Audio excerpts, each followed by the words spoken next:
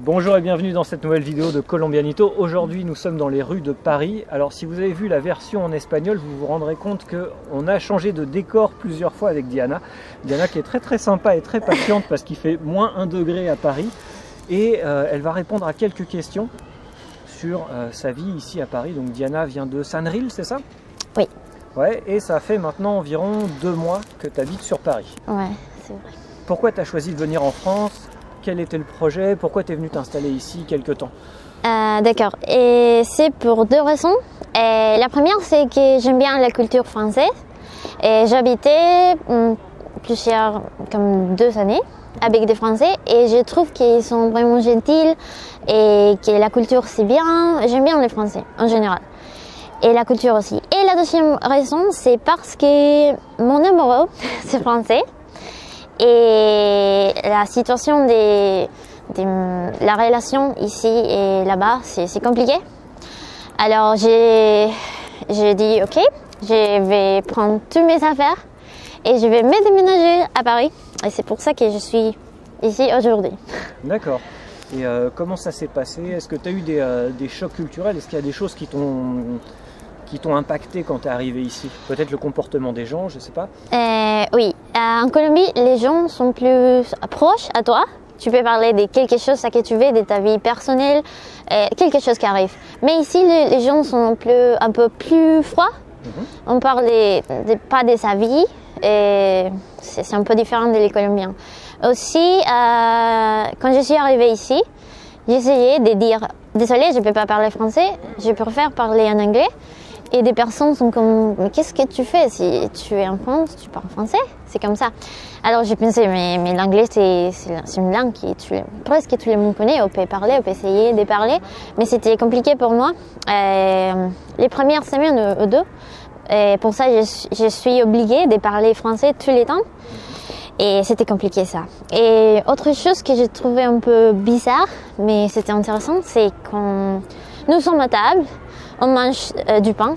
Ça c'est très français, mais les Français mettent les pains sur les tables, pas dans l'assiette. Et je trouve que ça c'est un peu sale.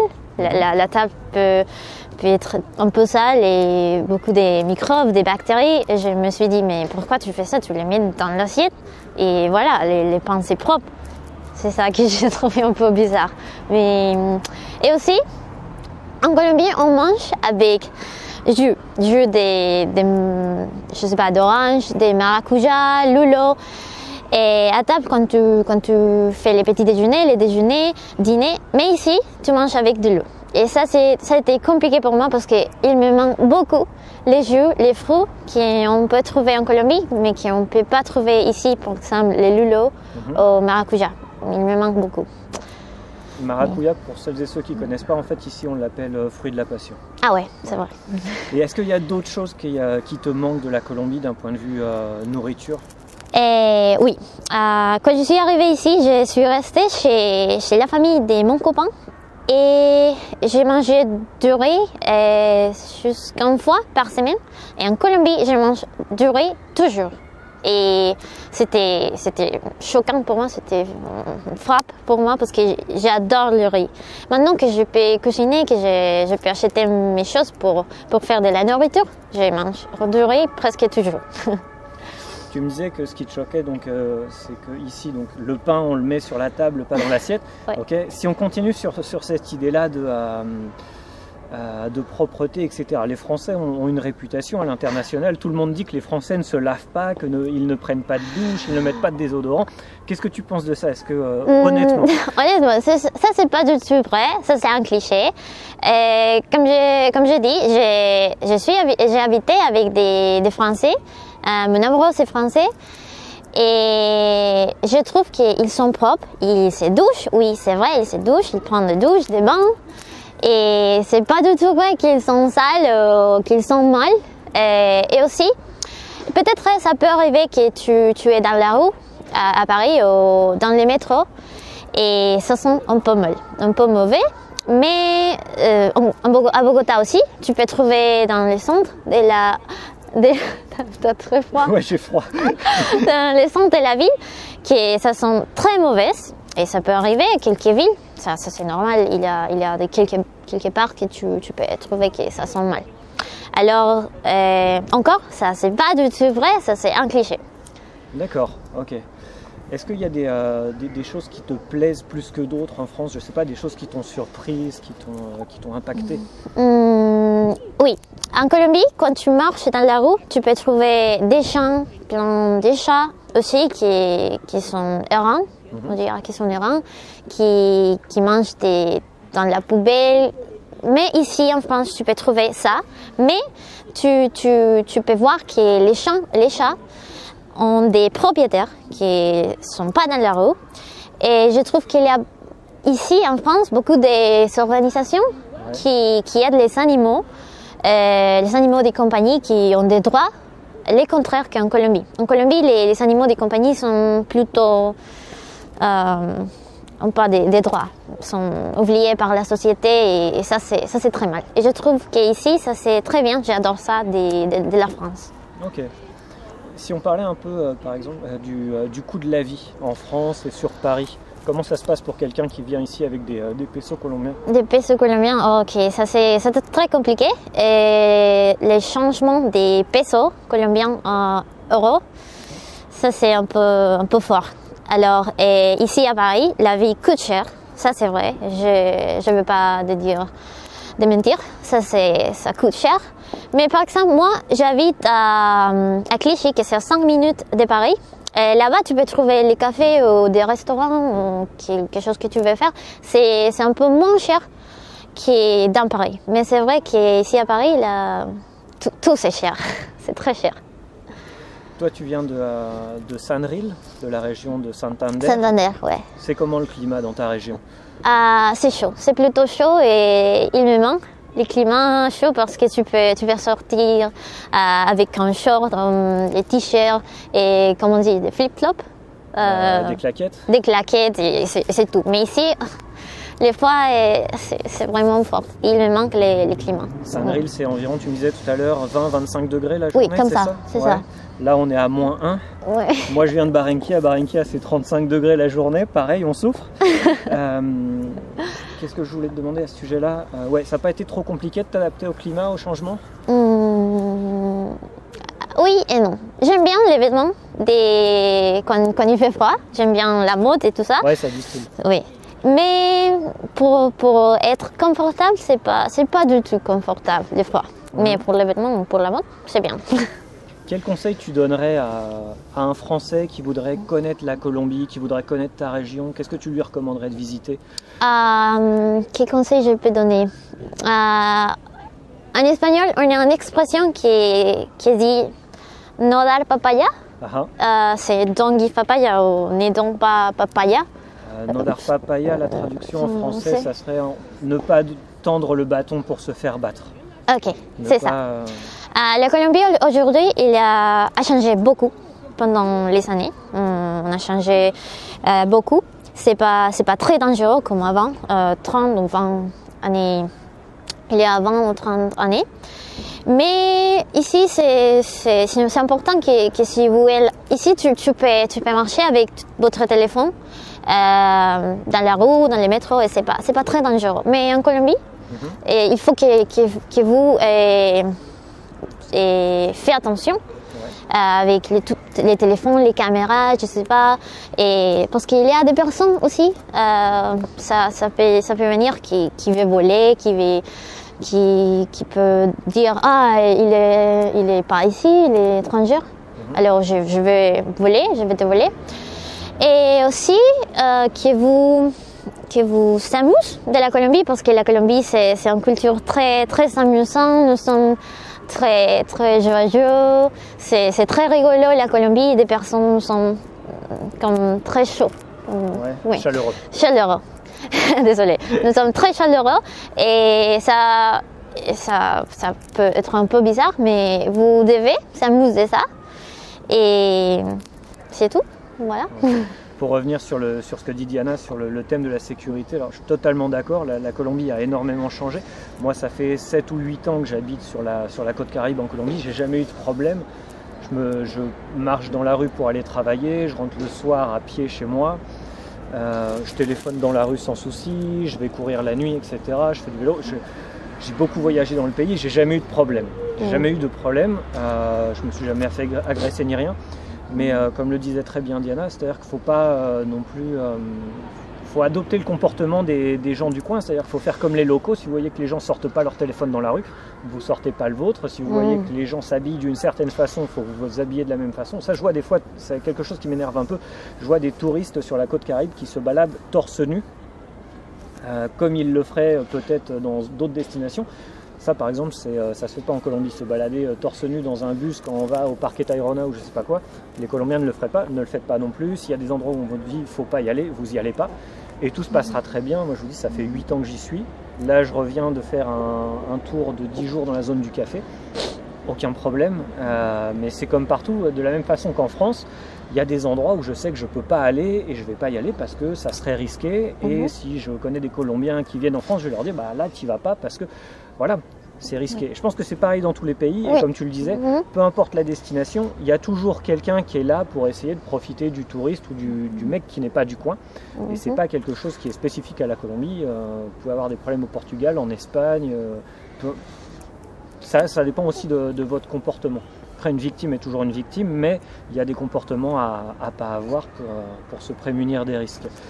Je voulais te poser une autre question. Mais ah oui, tu nous disais que ton petit ami est français. Ah ouais. Quelle différence tu vois entre les relations amoureuses en Colombie et les relations amoureuses en France? Le comportement des gens? Ok, mon copain, il est très proche de moi, il est très doux, il est vraiment gentil. Et les gens colombiens, je crois qu'ils sont un peu la culture macho. Tu vois ce que je veux dire? Ouais, machiste, ouais. Oui, machiste. Et sont pas très amoureux ou très douces comme les Français. Ça, c'est la situation de moi avec mon copain. Alors, je trouve que les Français sont pas très proches, mais moi, la relation que j'ai avec mon copain, c'est vraiment spécial parce que je trouve que les Colombiens ne sont pas comme très engagés vraiment avec une relation amoureuse. Vous ne pouvez pas trouver un jeune en Colombie qui dit que oui, je vais avoir comme toute la vie avec toi ou je veux pas m'engager avec toi. Et ici, tu peux voir que c'est un peu très sérieux pour les gens. Si tu es en relation, c'est pour de vrai. C'est pas un jeu. Ok, d'accord. Est-ce qu'il y a autre chose que tu voudrais partager avec nous, une anecdote ou quelque chose de drôle qui pourrait être arrivé ici en France? Oui. En fait, hier, je suis nounou. Je travaille comme nounou. Et j'étais avec la fille. Et je devais rechercher une adresse qui c'était 18 rue Pasteur. Et j'ai vu qu'il avait comme 5 adresses, mais c'était la même adresse. Alors, j'ai choisi la première adresse.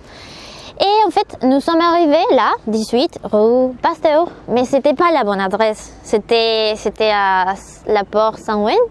Et je devais aller à l'Évalois. Alors, et la maman de la fille était énervée. Elle m'a dit, mais n'importe quoi, qu'est-ce que tu fais, Diana? T'es perdue, pourquoi tu t'as pris les métros? Qu'est-ce que t'as fait? T'es où? Prends un taxi, mais c'est n'importe quoi. Elle était vraiment énervée. Alors quand je suis arrivée à la maison, elle m'a dit, ok, désolée. Et ça que tu dois savoir, c'est que ici, Pasteur, c'est important. Alors, tu vas trouver beaucoup des adresses avec le même nom. Et je ne savais pas. Alors, maintenant, je le sais. Et je serais... Ça a mieux fait rigoler maintenant, mais hier, j'étais très stressée et triste à cause de ça, parce que je me suis trompée. Je ne savais pas que ça a été comme ça. Ça, c'est quelque chose qui est très très différent entre la France et la Colombie. En Colombie, la majorité des villes, quasiment toutes les villes, fonctionnent avec un système de numéros. C'est-à-dire que vous avez ce qu'on appelle des calles et des carreras, et elles ont des numéros. Et si vous connaissez le numéro de la calle et de la carrera où vous voulez aller, bah voilà, vous cherchez juste les numéros. Même si vous ne connaissez pas la ville, c'est très très simple de vous déplacer. contrairement à la France, c'est compliqué. où des avenues et des rues Pasteur, il y en a certainement dans, dans toutes les grandes villes, voire certainement dans beaucoup de villages aussi. De la même façon qu'on va avoir des places du Général de Gaulle, des avenues Foch et des... N'oubliez pas Victor Hugo. Victor Hugo aussi, oui. Général Patton, etc. Vous en avez partout. Et donc oui, vous allez en avoir une sur une ville, et sur la ville juste à côté, bah, vous avez la même rue. Et ça, c'est vrai que c'est un truc... ça, c'est simple, c'est plutôt plus simple qu'ici, que c'est compliqué. Avec les noms de l'eau, c'est compliqué. Ouais. Mais oui, c'est la vie. Donc hier, tu as appris un truc. Bah écoute, est-ce que tu veux rajouter quelque chose ou... Non, oui, je sais pas, si vous voulez aller en Colombie, et vous devez le faire. La Colombie, c'est génial. Et c'est extraordinaire, les personnes, la population, c'est vraiment chaleureuse. Chaleureuse. Chaleureuse. Parce que chaud, c'est autre chose. Oui, ça peut être un peu oui. Et c'est très chaleureuse, et vous pouvez trouver que vous aurez des aventures sur les villes, les paysages, la nature, et la nourriture, culture et biodiversité. Surtout, vous devez y aller, vraiment. Justement, dans la région de Diana, il y a des très très belles choses. Je pense notamment Sanril, c'est très très beau. Juste à côté de chez toi, Barichara. Oui, et Barichara, c'est très beau aussi comme ville. Et aussi, il y a des sports qui sont un peu extrêmes. Si tu aimes l'aventure, tu peux y aller à Saint-Gilles et trouver beaucoup de choses pour faire. Parapente. Oui, tout ça. Quoi d'autre? Parapente, et je sais pas, tu vas dans la rivière et tu fais... Je sais pas comment on dit en français, ouais, du canoë, du kayak. Et oui, un peu comme ça. Il y a beaucoup de kayaks, il y a aussi beaucoup de vélos de montagne sur cette région-là. Très très beau à voir, pas loin de chez toi, il y a El Cañón del Chicamocha. Oui, aussi, c'est génial. C'est un parc vraiment grand, et vous pouvez faire beaucoup de choses. Il y a un musée aussi, et vous pouvez faire des sports extrêmes aussi. Et vous pouvez manger, vous pouvez prendre des beaux photos. Les Colombiens mangent beaucoup. Oui, c'est vrai. Et voilà, c'est génial. Il y a aussi une grande piscine, si tu veux, je sais pas, nager, ou si t'aimes bien, c'est un bien, vous pouvez y aller. Je vais laisser quelques liens en dessous de cette vidéo pour celles et ceux qui voudraient connaître le canyon du Chicamocha, etc. J'ai écrit quelques articles sur cette région-là. C'est une région qui me plaît énormément et qui est très très belle. Donc je vais vous laisser quelques liens. Si vous avez des questions, n'hésitez pas non plus à commenter cette vidéo. C'est grand plaisir que je répondrai aux questions de celles et ceux qui voudraient partir vivre en Colombie, qui voudraient s'y implanter, qui voudraient faire du tourisme, etc., qui voudraient s'expatrier éventuellement. Donc vous me posez vos questions, avec grand plaisir je vous répondrai. Et n'hésitez pas à partager cette vidéo avec vos amis francophones qui hésitent encore à partir étudier ou visiter la Colombie. C'est avec grand plaisir que je vous aiderai à les motiver. Oui. Diana, encore une fois, merci pour ta patience. Et de rien. Et encore, c'est pas cher. C'est pas cher, c'est le contraire d'ici. Colombie, c'est pas cher du tout. Ouais. Alors, il faut y aller, il faut y aller. Quand on y va avec des euros, c'est vrai que la monnaie est tout de suite démultipliée, le pouvoir d'achat est démultiplié, parce que le pesos, malheureusement pour ceux qui gagnent des pesos et qui viennent en France, c'est différent. C'est différent, ouais. Ouais, moi, je travaille et je gagne un euro, mais si tu viens avec pesos, c'est triste. Par contre, si vous allez en Colombie avec des euros, c'est vrai que vous pouvez faire beaucoup d'activités, beaucoup plus d'activités qu'ici, à des prix raisonnables. Donc n'hésitez pas. Allez découvrir le pays, mais avant ça, posez vos questions, donc que ça soit à moi ou à d'autres personnes qui connaissent déjà le coin ou à des Colombiens, pour savoir comment vous organiser, que visiter, à quel moment et comment ne jamais prendre de risques. Donc voilà. Merci encore. Donc il fait -1 degré. Hein, c'est un vrai. -1 degré. Au revoir. À bientôt.